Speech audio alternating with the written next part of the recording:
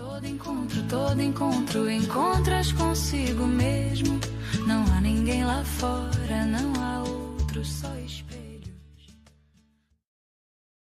E se a repressão rigorosa dos impulsos físicos for, tipo, tão destrutiva para a mente quanto a indulgência total e sem freio? Nossa, essa é uma provocação e tanto para começar. Pois é, hoje a nossa exploração vai entrar num terreno um pouco minado, sabe? Geralmente, quando a humanidade pensa em caminhos espirituais e na forma como eles lidam com o corpo físico, a expectativa é encontrar um manual de regras bem preto no branco. É a famosa polarização, né? O que, ironicamente, é incrivelmente reconfortante para a mente humana. De um lado, temos as tradições de restrição extrema, onde a ordem é reprimir o desejo, e a gente chama essa repressão de virtude. E do outro, aquelas abordagens super contemporâneas que dizem para liberar totalmente qualquer impulso, e a gente chama isso de libertação. Só que aí a gente esbarra no universo de Um Curso em Milagres. E, de repente, esse manual de regras binário simplesmente desaparece. Evapora completamente. Exato. O cenário vira de cabeça para baixo e se torna muito mais profundo e, honestamente, bastante desafiador para o nosso ego. O que nós vamos fazer nesta nossa análise de hoje é investigar qual é exatamente o lugar da sexualidade no caminho do curso. E a nossa missão aqui é comparar, de uma maneira muito pacífica e curiosa, duas abordagens textuais do curso que parecem, à primeira vista, dizer coisas quase opostas. Isso. Nós vamos olhar para a edição amplamente conhecida que foi publicada pela Foundation for Inner Peace, a FIP, e colocá-la lado a lado com os manuscritos originais. O famoso Urtext, que também inclui a edição completa e anotada. Perfeito. E é absolutamente vital a gente estabelecer logo de cara, antes de dar um passo a mais, que o nosso objetivo não é apontar o dedo. Não estamos aqui para definir o que é certo ou errado na vida pessoal de quem nos ouve. Sem moralismos, de jeito nenhum. E também não estamos declarando que um texto é superior ao outro, sabe? O que temos aqui são duas lentes focadas na mesma mente. Nossa, sim. A ideia é trazer lucidez, não condenação. E o que me intriga demais é que a maioria das pessoas que estuda a edição da FIP hoje não encontra a palavra sexo em lugar nenhum. Foi tudo removido no processo de edição. Sim, foi uma escolha editorial bem específica. E isso cria uma sensação quase reconfortante de que o corpo é só um espaço vazio. Certo, vamos desempacotar isso. Na lente da FIP, a compreensão foca na premissa da neutralidade do corpo. É literalmente a ideia de que o corpo é só uma sala de aula neutra. E essa neutralidade é tipo a pedra angular daquela edição. Quando o texto remove as especificidades, a mensagem que fica é super clara. Que a forma não importa muito. Exato, de que nenhum ato físico carrega em si mesmo um valor inerente. Não existe sexo sagrado e não existe sexo profano na forma física. O corpo por si só é um pedaço de carne, ele não tem vontade própria. O que define toda a experiência não é o que os corpos estão fazendo, mas sim qual mestre a mente escolheu para guiar aquela ação específica. Ou seja, a eterna escolha entre o ego e o Espírito Santo. Mas olha, deixa eu ver se entendi a mecânica disso no dia a dia. Na visão da FIP, quando o ego toma as rédeas da sexualidade, o texto diz que ela se torna uma ferramenta de especialismo. Especialismo, exato. Uma palavra-chave. Pois é, e eu quero pausar aqui porque esse é um termo gigantesco no curso. Como a gente pode traduzir especialismo de um jeito bem prático para quem está tentando entender essa dinâmica? Claro, vamos destrinchar isso. O especialismo é, na sua essência, a ilusão perigosa de que a mente é incompleta, de que falta um pedaço vital nela. Uma sensação crônica de falta. Isso.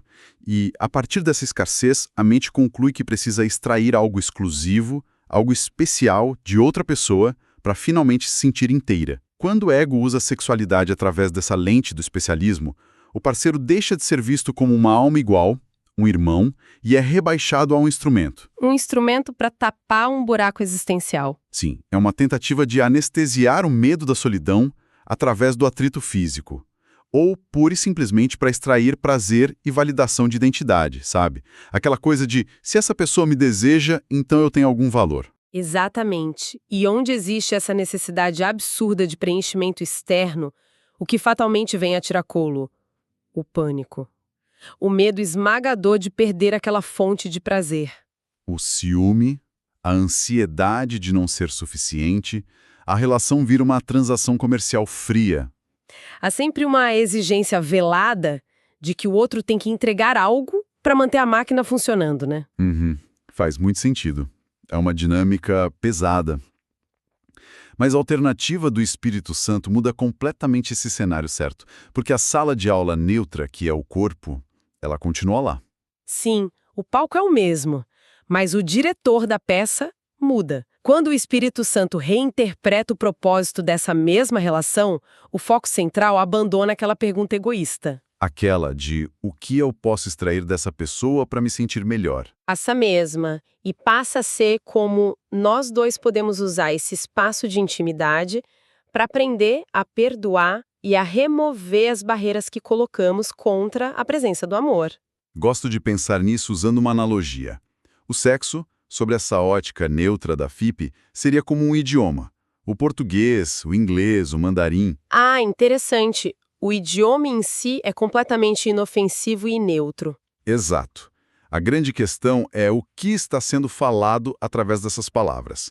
O idioma está sendo usado para proferir mentiras, para manipular o outro e reforçar o isolamento, porque esse seria o uso do ego. Ou, por outro lado, esse mesmo idioma está sendo usado para declamar poesia, para comunicar a presença pura e honrar outra pessoa, que seria o uso do Espírito Santo. Essa é uma excelente forma de visualizar.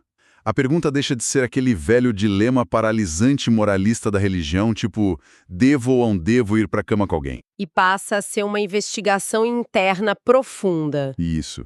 Passa a ser, para que eu estou usando esse encontro? Qual é o propósito que a minha mente definiu para isso? Essa mudança do o que eu estou fazendo para que eu estou fazendo traz um alívio imenso.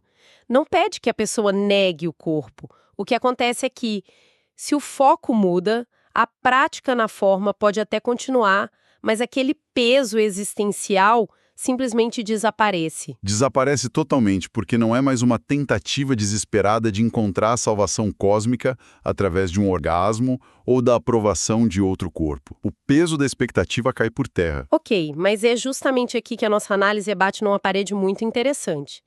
Se a edição da FIP nos traz essa leveza terapêutica fenomenal, essa premissa irrefutável de que a forma é neutra, por que os ditados originais de Jesus para os primeiros escribas foram tão cirúrgicos, tão literais e incrivelmente rigorosos sobre isso? Essa é a transição-chave. Porque o que de fato ficou de fora, se é tudo neutro, não haveria motivo para dar instruções detalhadas, concorda? O que é fascinante aqui é abrir os arquivos do Urtext e ver os dados crus. A diferença de tom não é sutil. É, na verdade, bem gritante. Nos manuscritos originais da Ellen Schuckman e do Bill Thetford, a palavra sexo e os derivados dela não foram omitidas. Não mesmo. Eles aparecem nada menos que 49 vezes. 49. Não era um assunto que Jesus tratava como uma simples nota de rodapé. Na verdade, ele afirma categoricamente aos escribas: quero finalizar as instruções sobre sexo, pois esta é uma área que o trabalhador em milagres precisa entender. E a palavra precisa tá com uma ênfase enorme aí, né? Uma ênfase gigantesca. É um diagnóstico de urgência. Certo, então definitivamente não era algo deixado para livre interpretação poética de cada um. Havia uma mecânica subjacente que Jesus fazia questão que eles entendessem muito bem. Sim, e o Urtext revela o que a gente poderia chamar de uma física da energia mental. O texto introduz um conceito maravilhoso e super complexo chamado impulso de milagre. O que exatamente é esse impulso? Explica pra gente. É o desejo mais inato e natural da alma. É um anseio de expressar amor de forma incondicional e de experimentar uma união verdadeira, espiritual, com toda a criação.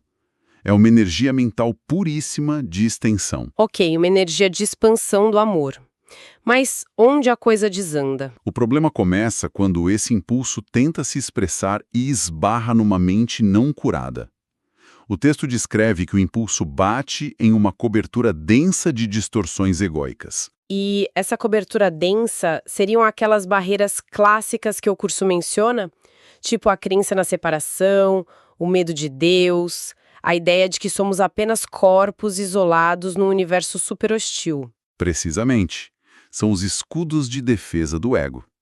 Então, imagina esse anseio espiritual gigantesco, por união, batendo de frente com a crença de que eu sou apenas um corpo carente e separado.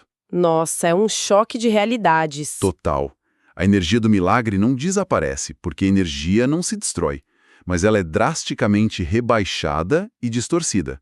Aquele anseio sagrado e ilimitado sofre uma mutação e se condensa no impulso sexual físico. Caramba. O Urtex está dizendo que a tensão e a urgência física que levam ao sexo são, na verdade, um acúmulo de impulsos de milagres que foram frustrados, que não conseguiram se estender na mente e ficaram ali represados, buscando um alívio de qualquer jeito na forma de gratificação física. É por isso que o texto original alerta que a prática focada em gratificação exaure a energia mental. Uau! Deixa eu digerir isso um pouco.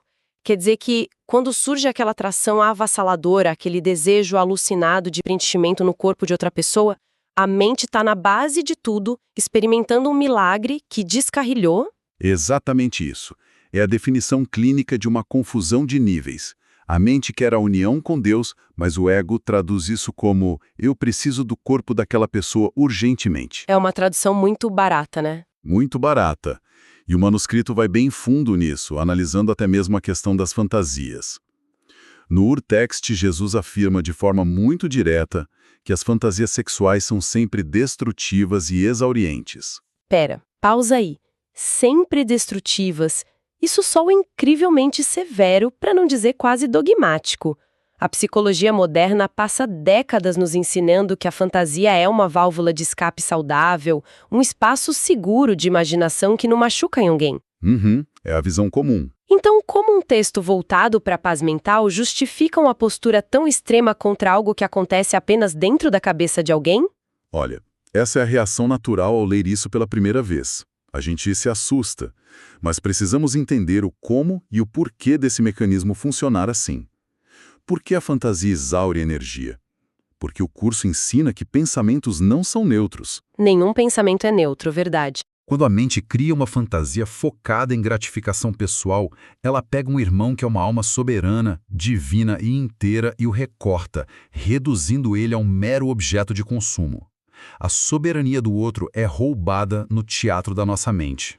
É o ego tentando brincar de Deus ali dentro. Exato.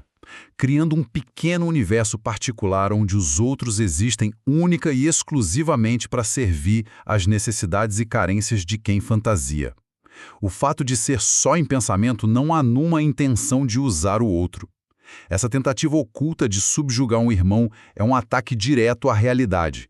E atacar a realidade cansa a mente profundamente. É exaustivo. É isso que significa ser destrutivo ali. Destrói a consciência da nossa igualdade. Entendi. Nossa, não é sobre um Deus lá em cima punindo alguém por ter um pensamento pervertido. É sobre a própria mente drenar a própria bateria ao investir energia num projeto fútil de isolamento. Perfeito. Isso me lembra de um episódio muito específico nos bastidores do curso. Jesus precisou dar um alerta super direto a Ellen e ao Bill, não foi? Porque eles mesmos estavam se enrolando nisso. Sim, o alerta aos dois é uma aula magistral. Jesus precisou intervir e disse a eles: Tu e o Bill têm feito mau uso e compreendido mal o sexo, porque ambos o reconhecem como uma forma de estabelecer contato humano para vós mesmos. É fascinante pensar nisso, né? Que 2 doutores em psicologia cometiam o erro mais comum e banal do mundo. Eles acreditavam genuinamente que ir para a cama com alguém era a ferramenta suprema para destruir a solidão. Uma forma autêntica de se conectar de verdade. E Jesus desmonta isso totalmente. Ele diz que buscar completude esfregando 2 corpos é a própria ilusão que os mantinha presos na solidão. É aqui que a coisa fica realmente interessante. E também é onde a nossa mente lógica entra em curto-circuito. Vamos juntar as peças de novo? Se o texto diz que buscar contato físico é um impulso de milagre distorcido e que usar o outro mesmo em pensamento exaure a nossa energia, então a conclusão óbvia e matemática é que o curso está exigindo um celibato total, correto? É para lá que a mente corre. Ele não seria, no fim das contas, um manual para repressão absoluta de qualquer desejo, já que tudo acaba drenando energia? Essa é a armadilha clássica. A mente religiosa tradicional ouve isso e pula direto de cabeça para o celibato forçado. E o Urtext antecipa isso com uma precisão cirúrgica incrível. Mas primeiro precisamos olhar de frente para o padrão que o texto original de fato estabelece. E olha, é um padrão assustadoramente alto. Quão alto? Nas palavras de Jesus, o único uso funcional do sexo, o único que não envolve distorção e não fortalece o ego, é a procriação absolutamente isenta de qualquer falta de amor. Certo. Procriação absolutamente isenta de falta de amor. Isso não é só difícil, isso só é meio que incompatível com o software humano atual.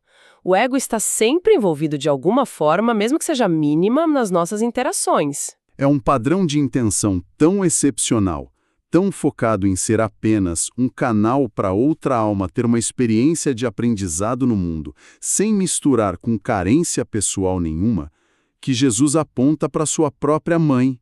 Ele cita Maria como o único exemplo de quem concebeu sem qualquer falta de amor. Certo, então o sarrafo não está nem um pouco alto, não é mesmo? Apenas o nível Virgem Maria de pureza mental. Acho que é incrivelmente seguro dizer que 99,9% da humanidade acabou de ser sumariamente reprovada nesse teste do Urtext. E é aí que entra o gênio absoluto da psicologia do curso. Falhar nesse teste colossal não faz de ninguém um criminoso cósmico. O grande divisor de águas aqui é que praticar o sexo fora dessa pureza virginal não é, em momento algum, rotulado como um pecado. E isso é fundamental. Não é um pecado. Não atrai a fúria divina, não mancha a alma para a eternidade, é classificado friamente como um erro de cálculo, uma confusão de níveis. É apenas a mente procurando no corpo aquilo que só o espírito pode dar. E como a gente lida com esse erro? Porque se percebemos que estamos perdendo energia agindo pela carência, o reflexo instintivo é logo o controle de danos. A pessoa pensa, bom, se isso faz mal, vou trancar a porta, ranger os dentes e nunca mais fazer isso na vida. Só que reprimir o comportamento falha miseravelmente. A história humana inteira prova isso. Isso levanta uma questão importantíssima sobre a mecânica da mente que Jesus detalha lá nos manuscritos. O autocontrole comportamental puro e simples não resolve absolutamente nada na raiz do problema. O texto mostra as duas vias de escape do ego, que são a expressão e a repressão. Vamos olhar para como isso opera na prática. Se impulsos inapropriados, que são aqueles movidos por carência e uso do outro, forem apenas expressos livremente, ou seja, se a mente cede à indulgência sem barreiras, isso vai fatalmente gerar culpa no subconsciente. Mas por que gera culpa se, conscientemente, a pessoa até acha que está apenas aproveitando a vida, curtindo, se sentindo livre e solta? Onde é que essa culpa se instala, afinal? A culpa não vem da moralidade externa da sociedade. Ela vem da ontologia da mente. Lá no fundo, bem fundo do subconsciente, a mente sabe perfeitamente que todos somos um. Quando ela usa um corpo físico apenas para extrair prazer ou validação egóica, ela reconhece, mesmo que super escondido, que está objetificando e atacando a realidade de um irmão. Ah, entendi. É um ataque percebido à nossa unidade. Sim. E esse ataque percebido fortalece a crença na separação. Acreditar que se separou de Deus e do outro é basicamente a fábrica de culpa do ego. O ego ama a indulgência porque ela ancora a mente firmemente na matéria e no medo. Nossa, é de explodir a cabeça isso. O falso sentimento de liberdade, na verdade, está acorrentando a mente na culpa.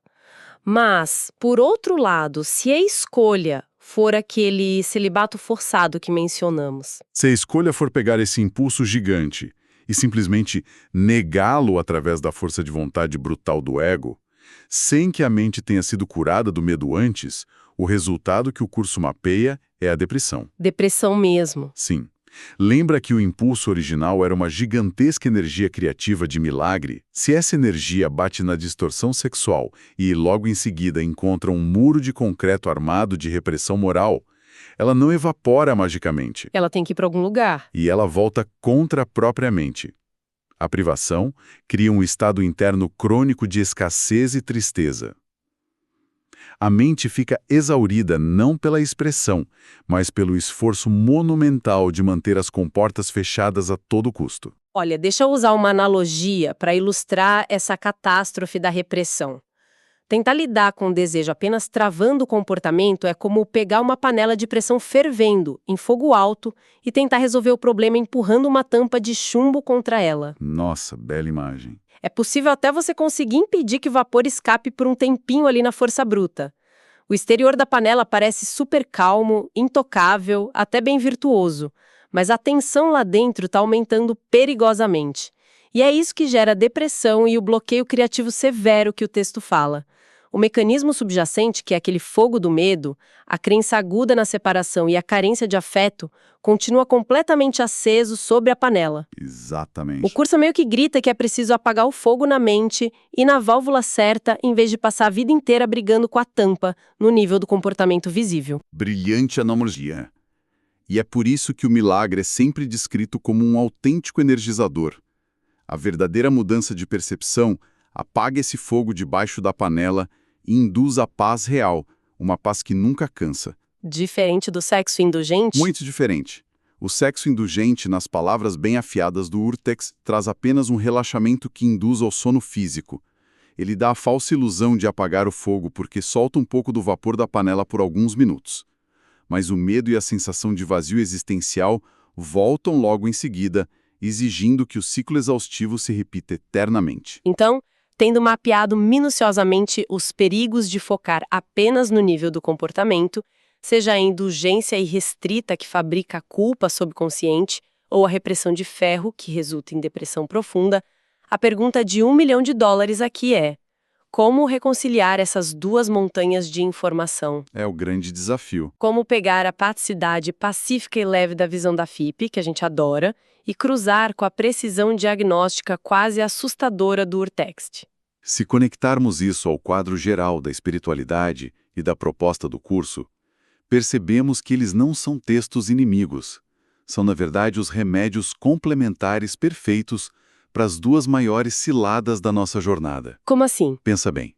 Quem passa a vida estudando apenas a versão editada da FIP, sem nunca entender os mecanismos profundos revelados no manuscrito, corre um risco gigante de usar a ideia de que tudo é ilusão e tudo é neutro como um escudo protetor para praticar um auto-engano espiritualizado. A famosa indulgência justificada. Exato. A mente age a partir da mais pura carência egóica, usa os outros implacavelmente nas relações e depois simplesmente lava as mãos dizendo: o corpo não importa de qualquer forma. Eu estou apenas perdoando nesta minha sala de aula neutro. Fica totalmente cego para as próprias intenções reais. É um perigo.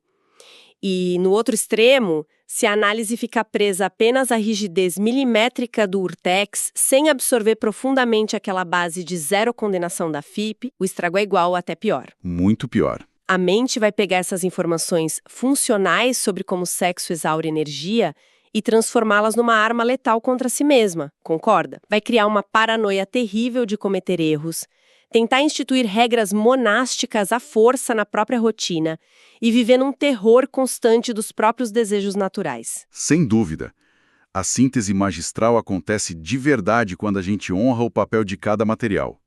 A FIP nos abraça e ensina de uma forma muito gentil como não pirar com a forma do corpo. Ela desarma a bomba moral e elimina de vez a crença de que Deus está lá em cima anotando nossos pecados num caderno. Isso traz muita paz. E o Urtex? Paralelamente a isso, o Urtex entra como um raio-x psicológico de altíssima definição, revelando como a forma neutra está sendo sequestrada pelo ego o tempo todo, bem debaixo dos nossos narizes, para drenar nossa energia de amar de verdade. Eles operam numa harmonia perfeita. O curso não está desperdiçando tempo pedindo para a gente interromper a biologia humana ou, por outro lado, para celebrar a biologia humana de forma desenfreada. Ele levanta uma bandeira muito mais radical. Ele exige que a mente pare de usar os corpos como substitutos baratos para a salvação. É bem isso. Ele exige o fim daquela ilusão de que o parceiro tem a obrigação sagrada de fazer o trabalho de cura que só o Espírito Santo pode realizar internamente na gente. Fica super claro que o amor não está escondido na mecânica celular de fazer ou não fazer algo com alguém. Ele reside no momento absoluto em que não há medo e nem exigência de preenchimento quando a gente olha para outra pessoa. E alcançar essa ausência de necessidade não é um esporte de combate contra o próprio corpo, sabe? Acontece apenas quando se desenvolve a coragem de olhar para as próprias exigências internas com uma honestidade de cristal. Quando o perdão dissolve a necessidade de ser especial para alguém, aí sim a verdadeira utilidade do relacionamento aparece. O erro lá na raiz foi desfeito. O fogo da nossa panela de pressão foi finalmente desligado de verdade. Desligado na origem. Então, o que tudo isso significa para quem está acompanhando esse raciocínio complexo até aqui? Chegamos àquela famosa encruzilhada prática. A lição cristalizada de todas essas nossas explorações é que o caminho do curso não é e nunca será um cabo de guerra exaustivo. Não é a via da repressão violenta dos impulsos que seca a criatividade e empurra a mente ladeira abaixo para a depressão. Nem um pouco. E definitivamente não é a via da indulgência sonâmbula que consome nossa energia mental e deixa um rastro invisível mais pesado de culpa. O caminho aplicável e prático de que dispomos hoje é a via da consciência sem julgamento. É a disposição diária, humilde, para notar as pequenas e grandes carências que surgem nas nossas interações afetivas. É perceber aquela expectativa disfarçada de que o parceiro deve preencher um buraco existencial nosso. Ser o nosso salvador particular? Isso. É ter a coragem de olhar para a atração, olhar para a fantasia na mente e simplesmente não condenar absolutamente nada disso. Ao invés de agir no impulso cego para aliviar a tensão na hora ou reprimi-lo com medo e vergonha, a tarefa é apenas entregar o propósito daquele desejo a um guia que vê muito além das ilusões do ego. E o mais espetacular disso tudo é que quando a entrega é genuína, tudo muda sem esforço. É como mágica. A relação é recalibrada, não necessariamente na forma externa, logo de cara. A intimidade e o contato físico podem continuar ocorrendo normalmente na rotina dos casais, mas a densidade neurótica evapora. Sim, fica leve. Aquela interação deixa de ser um vampirismo energético ou uma cobrança silenciosa para ver quem doa mais, torna-se simplesmente uma experiência leve, inserida num relacionamento de duas mentes que compartilham o foco principal da cura. O desespero para ser amado é trocado pela vontade de remover os obstáculos à presença do amor. Esse é o ponto exato e virada, de libertação real. E para selar as reflexões profundas que nós abrimos hoje, eu quero deixar uma última provocação. Uma sementinha, mesmo para germinar após o silêncio desta análise. Estou pronta. Se o Urtex e a edição da FIP concordam que a verdadeira união, o fim do nosso isolamento humano, acontece única e puramente no nível da mente e não no atrito de corpos, imagine por um instante como as conexões humanas poderiam transcender. Como seria estar tão perto de alguém se nós parássemos totalmente de exigir que o outro nos salvasse da solidão? Nossa! Como seria a experiência da intimidade física se, ao invés de ser um resgate existencial disfarçado de romance, ela fosse pura e simplesmente a extensão de uma paz que já nos completa perfeitamente desde sempre? Que soco no estômago do ego e, ao mesmo tempo, que alívio gigante para a alma. Essa é uma mudança de paradigma estrutural enorme sobre o que realmente significa compartilhar o espaço com outro ser humano. Bom, nós agradecemos imensamente a todos que mergulharam conosco nesta complexa, maravilhosa e bela exploração de hoje. O convite é permanente para a nossa audiência. Que a gente continue a investigar as raízes dos nossos desejos, questionando os motivos ocultos da nossa mente sempre com uma gentileza inabalável, mas com uma honestidade brutal. Até o nosso próximo encontro.